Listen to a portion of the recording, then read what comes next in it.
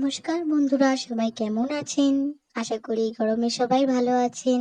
দেখুন, দীর্ঘায়ু মামার বাড়িতে গেছিল মামা ভাত খেতে ছোট্টবেলায়। তখন কইটুকানি ছিল না দেখতে। তো রান্নাগুলো আমিই করেছিলাম। মা খালি বলে বলে দিয়েছিল যে এইগুলো করতে।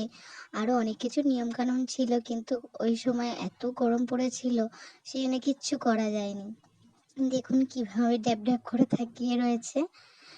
ওর মামা ওকে খাইয়ে দেবে, সেইভাবে নিয়ম কানুন কোনো পালন করা হয়নি। খালি একটু 5 রকমের ভাজা, একটু মাছ মাংস, একটু ডাল, পায়েস, মিষ্টি এইভাবে দিয়েই ওকে খাওয়ানো হয়েছিল। হ্যাঁ, আমার শ্বশুর বাড়িতে অনুষ্ঠান করা হয়েছিল খুব বড় করে, কিন্তু সেই ভিডিওটা নেই বলে আপনাদের সাথে শেয়ার করতে পারছি না। মাংসটা অবশ্য ঝাল হয়েছিল খুবই, কিন্তু ও তাও খেয়েছিল। একটু চোখে জল নিয়ে এসে আস্তে আস্তে খেয়েই নিয়েছিল। আর খাবে তো একটুখানি, খেয়েছে তো সবই ওর মামা, কিন্তু ওকে দেখুন অবস্থা ওর।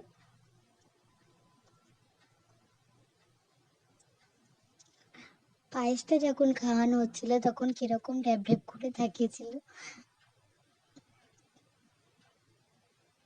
দেখুন মাংসের ঝোলটা দিচ্ছি, এবার একটুখানি ঝালে কান্নাকাটি করবে। চোখে জল এসে গেছিল ছোট্ট বাবাটার।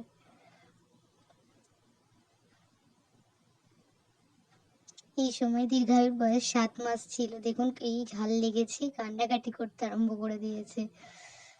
প্রথম প্রথম এইরকম ঝাল খেয়েছিল। এই যে যে হাতটা দেখছেন, ওটা আমার বাবা হাতটা দিচ্ছিল।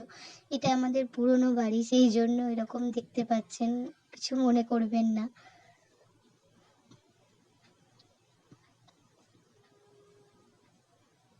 দেখুন, এটার পাশে ওর বাবা বসেছিল। দেখুন এবার পায়েসটা কিরম ছিটেপুটে খাচ্ছে, দুষ্টু একদম।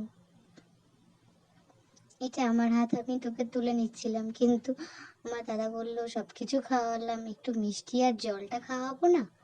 সেটা আবার কখনো হয় নাকি? সেই জন্য মিষ্টি আর একটু জল খাইয়ে তারপরে ওকে ছেড়েছে।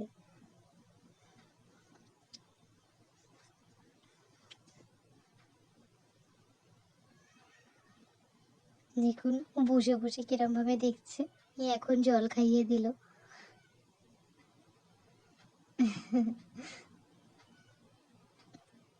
কেমন জিভ দিয়ে চাটছে পায়েসটাকে দেখুন। প্রথম স্বাদ নিতে শিখেছে তো, তাই এইভাবেই খাচ্ছিল। ধন্যবাদ আমার ভিডিওতে দেখার জন্য। আমার ভালো লাগলে লাইক কমেন্ট শেয়ার করবেন।